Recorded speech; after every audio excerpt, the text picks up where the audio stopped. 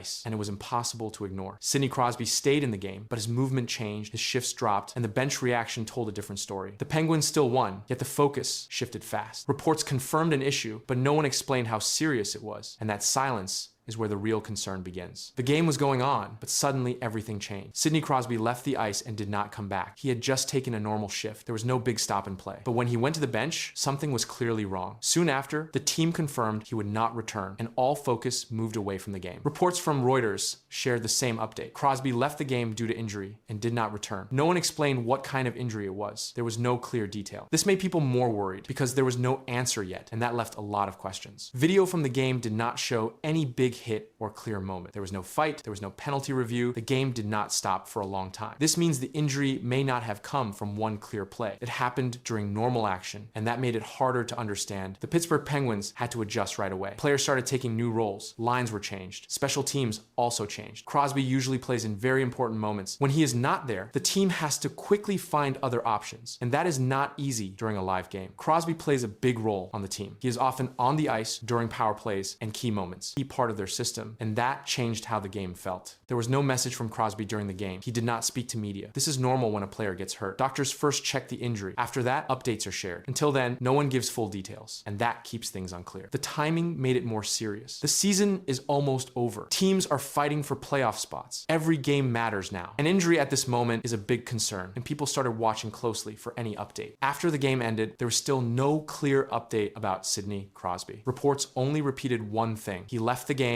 he did not return. No one confirmed what kind of injury it was. This made the situation more serious because nothing was clear yet. The Pittsburgh Penguins now have a big challenge. Crosby is the captain. He plays in key moments. He helps in both attack and defense. He also takes important faceoffs. Without him, the team has to change many things, and that creates pressure. Game records showed Crosby was playing normally before he left. He was not slowing down. He was not sitting out shifts. Then suddenly, he was gone. There was no clear hit or big moment shown on screen. This made people confused, but there was no official answer. In the NHL, teams usually give updates after checking the player. They use simple terms like day-to-day, but in this case, no update came right away. This means no one knows how serious the injury is. It also means no one knows if he will miss the next games, and that keeps everyone waiting. The timing is very important. The season is close to ending. Teams are trying to reach the playoffs. Every point matters. If Crosby misses games, it can affect the team's position. It can also change their plans, and that adds more pressure. There was also no rule break linked to the injury. Officials did not review anything. This shows it was not caused by a foul. It happened during normal play, and that makes it harder to explain. All reports stayed the same. Crosby left the game. He did not return. No full update was given. Now,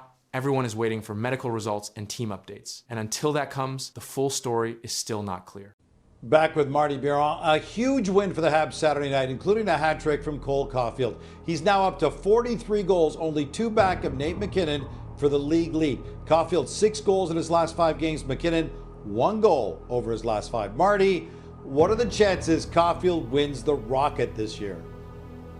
I'm going to give it at above 50%. I get it. He's still chasing Nathan MacKinnon, but Cole Caulfield has been so good since the Olympic break. You know, he didn't make Team USA. Well, playing with a chip on his shoulder is exactly what the Canadians and Caulfield were looking for coming out of the break. In the last few days, a sudden shift has taken place on the ice. A player who faced questions earlier this season is now producing goals at a rapid pace. His recent performance has drawn league-wide attention, game footage is spreading across platforms, and scoring sequences are being replayed repeatedly as numbers and results begin to change at a critical point in the season. The recent games involving Cole Caulfield show a clear rise in scoring output, and this shift has drawn attention across league coverage. But this increase did not begin at the same level earlier in the season. Earlier reports show that Caulfield's goal production was below expected levels for a player in a primary scoring role, and this gap between expected output and actual numbers became part of team and media analysis, but the situation changed in recent matchups. In the latest games, Caulfield recorded multiple goals and increased shot attempts, and these results were visible in official game statistics as well as repeated scoring sequences during play, but the change also appears in how those goals are being created. During these games, Caulfield positioned himself closer to high danger scoring areas, and this adjustment allowed him to receive passes in locations where shots could be taken quickly. This led to faster execution before defenders could react. But this pattern depends on coordination with teammates. The connection between Caulfield and Nick Suzuki has been a consistent part of these scoring plays. As Suzuki controlled puck movement and delivered passes into shooting lanes, this setup allowed allowed Caulfield to take immediate shots. But this coordination has developed over multiple games. Game footage shows repeated sequences where Suzuki handled zone entry or puck distribution, followed by Caulfield receiving the puck and releasing a shot without delay. This pattern has appeared across even strength and power play situations, but timing remains a key factor. The timing of this scoring surge is important because it comes during a later stage of the season where team performance and player roles are closely evaluated. Production during this period is used in assessing consistency, but the response to these performances has expanded beyond internal evaluation. Clips of Caulfield's recent goals have circulated across platforms, showing his release, speed, and shot placement. These clips have increased visibility of his current performance, but attention has also focused on measurable data. Recent statistics show an increase in shot volume per game, and shot volume is a key metric used to evaluate offensive involvement as it reflects how often a player creates or receives scoring opportunities. But conversion rate is also important. The role of Nick Suzuki remains central in these sequences, as puck movement from Suzuki creates passing lanes that allow Caulfield to receive the puck without extended control time. This reduces defensive reaction windows, but this structure depends on precise timing. During power play situations, Caulfield has been placed in areas designed for direct shooting opportunities. These setups increase the likelihood of immediate shot attempts following a pass, but effectiveness depends on execution under pressure. At even strength, Caulfield's movement without the puck has been a consistent factor, and this movement allows him to separate from defenders before receiving passes. This creates space for shot attempts, but defensive tracking continues to evolve in response. Tracking data from recent games indicates that Caulfield's offensive zone involvement has increased, and this includes more puck touches in scoring areas, but the impact of this involvement is measured through both shot attempts and goal conversion. Reports have noted that Caulfield's shot release remains a defining skill, with descriptions stating that he transitions quickly from puck reception to shot execution. This reduces the time available for defensive response, but the frequency of these opportunities remains under observation. The Montreal Canadiens have also adjusted line deployment to support this offensive output, placing Caulfield in situations where puck movement leads directly to shooting chances, but the consistency of these setups is still being evaluated. Recent performance data aligns with earlier periods in Caulfield's career where scoring output was higher, and this comparison has been referenced in coverage as a return to expected production levels. But maintaining this level across multiple games remains a key factor. As new games are played, additional data continues to build around this scoring trend, and each performance contributes to ongoing evaluation of role consistency and impact within the team structure, but defensive responses from opponents continue to adjust with each matchup.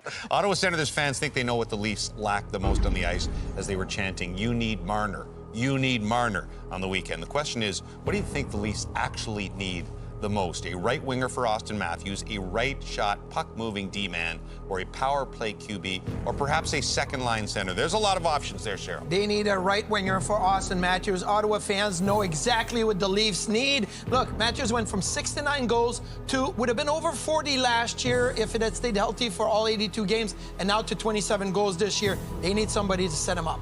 The Toronto Maple Leafs are facing a moment that could change everything. Behind the scenes, pressure is building around one of their biggest stars, Mitch Marner. His name is now at the center of growing trade talk, fueled by contract weight and playoff results. At the same time, concerns around team form and key player performance are rising, and what happens next could reshape the entire franchise. The discussion around Mitch Marner has intensified as the Toronto Maple Leafs move closer to the playoffs. Marner is one of the highest paid players on the team, with a contract valued at approximately $10.9 million per season. That number places him among the top earners in the NHL. His performance during the regular season has remained consistent, with multiple seasons reaching over 90 points. He's also used in key situations, including power play and penalty kill. At the same time, the Maple Leafs are dealing with an inconsistent run of form. Recent games have shown gaps in defense and missed chances in key moments, and these results have increased pressure on the team as the playoff window gets closer. Performance in this stage is being closely watched across the league. Attention has also shifted toward Austin Matthews. Matthews remains one of the top goal scorers in the NHL, but recent games have raised concerns about production consistency. In high-pressure situations, expectations remain high due to his role and scoring history, and any drop in output becomes part of the broader discussion around team performance. However, the focus quickly returns to playoff performance. In recent years, Toronto has faced early exits despite strong regular season records, and this pattern has led to increased scrutiny of the team's core players. This group has remained together for several seasons, but results in the postseason have not matched expectations. Salary cap structure is a major factor in this situation. situation. The NHL operates under a strict salary cap system which limits how much teams can spend. A large portion of Toronto's cap is allocated to a small number of players, and this reduces flexibility when trying to improve other areas of the roster, such as defense or depth scoring. Analysts have pointed out that teams with more balanced cap distribution often perform better in the playoffs. Media coverage has reflected this concern. Reports have stated that teams must evaluate whether their current structure can lead to success. One broadcast analysis noted that allocating a large percentage of the cap to a few players creates pressure for immediate results. And this statement aligns with Toronto's current situation as expectations continue to rise. The trade discussion around Mitch Marner is also connected to market value across the NHL. Marner is still in his prime years and is considered one of the top playmakers in the league. His ability to assist, control puck movement, and create offensive chances makes him a high value asset. And if made available, multiple teams would likely show interest based on these measurable skills. Reports from insiders indicate that any potential move would focus on roster balance. A trade involving Marner could return defensive players, draft picks, or multiple roster pieces, and this type of return is often used to address depth issues. Teams that have succeeded in recent playoffs have shown stronger balance between offense and defense, and this comparison has been part of the current discussion surrounding Toronto. At the same time, there's no confirmation of any trade request or negotiation. The Maple Leafs organization has not released any official statement regarding plans to move Marner, and public comments from team management have remained focused on current performance and upcoming games. This follows standard practice during the season as teams avoid distractions before the playoffs. Current team performance continues to influence the situation. The Maple Leafs have shown strong offensive ability, but have also allowed goals in critical moments, and this pattern has been observed in recent games and has added pressure on both forwards and defense. Core players, including Marner and Matthews, remain central to these evaluations. The salary cap remains a central factor. The NHL cap system requires teams to plan several seasons ahead, and large contracts can limit options when trying to adjust the roster. Toronto's current cap structure has led to repeated discussion about whether changes are needed to improve playoff outcomes, and this discussion has been reported across multiple media outlets. League-wide trends also support this analysis. Teams that have won recent championships have often built depth across all lines, including defensive units and secondary scoring. Toronto's structure, which focuses heavily on top players, has been compared to those teams, and these comparisons continue to shape the narrative around potential roster changes. An insider report stated that major decisions are usually made after full season evaluations, and this means that any significant move involving Marner would likely occur in the offseason rather than during the playoff push. For now, the situation remains under observation, with attention focused on performance cap structure and long-term planning. What's your sense of Austin and how he's handling this? He's been fine. Obviously, he's not happy about things and losing teammates too in the situation that we're in.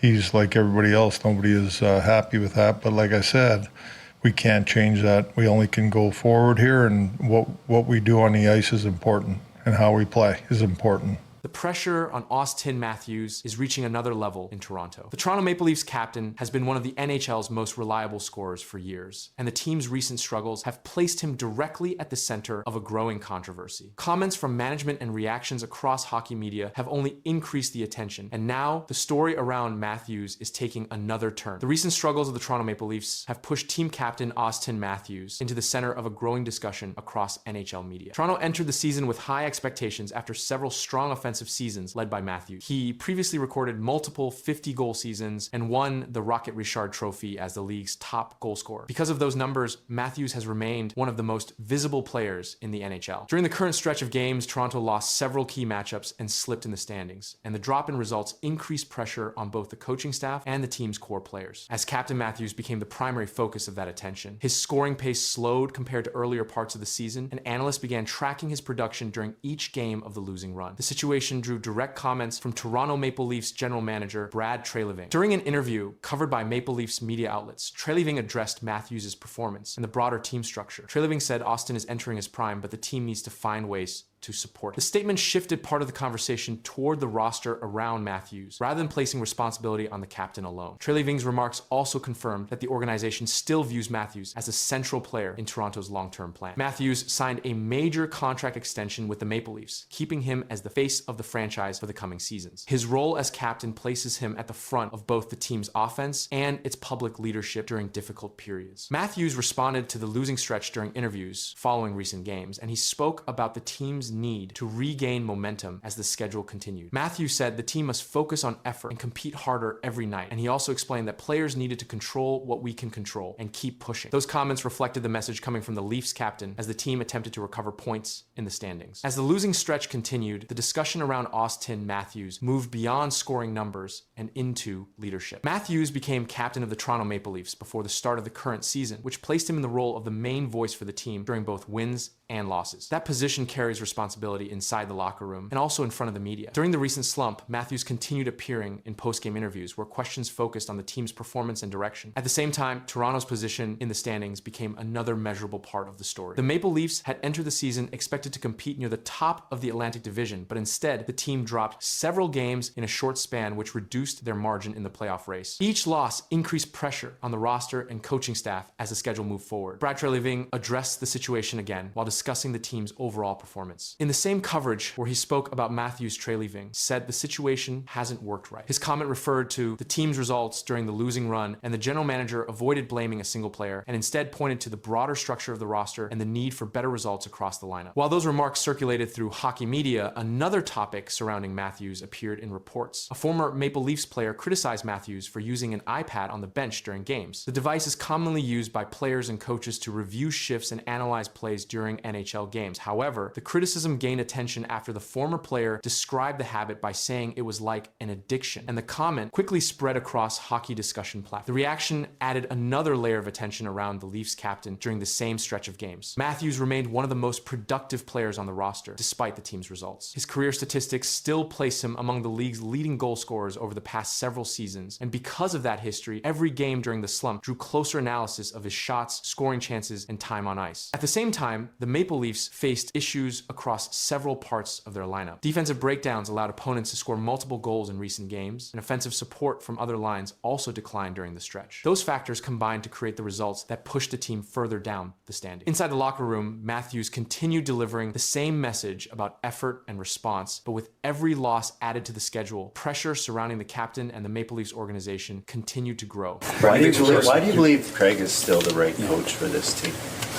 Well, like everything else, Luke, we all take responsibility for it, and I think Craig's a terrific coach. It hasn't worked, right? So when it doesn't work, we all share a blame, and we all share responsibility in it, right? So it starts with myself, it's the coaches, it's the players. Pressure is exploding around the Toronto Maple Leafs, and the team is suddenly under intense attention across the National Hockey League. A difficult losing streak pushed the organization into the spotlight, and criticism began spreading quickly across hockey media. Then, the general manager stepped forward and said something that surprised many reporters. Brad Treliving spoke openly about the struggles, the coach, and who should carry the blame. What he revealed about Craig Berube changed the conversation inside Toronto. Listen, I'll answer all the questions and take responsibility for our season. I don't look at today as the autopsy day. We've got 19 games to go. But I think there's a whole host of reasons. I'll take responsibility. You know, we met earlier in the year through about the 20 game mark where we got off to a slow start. And again, the failures here start with me.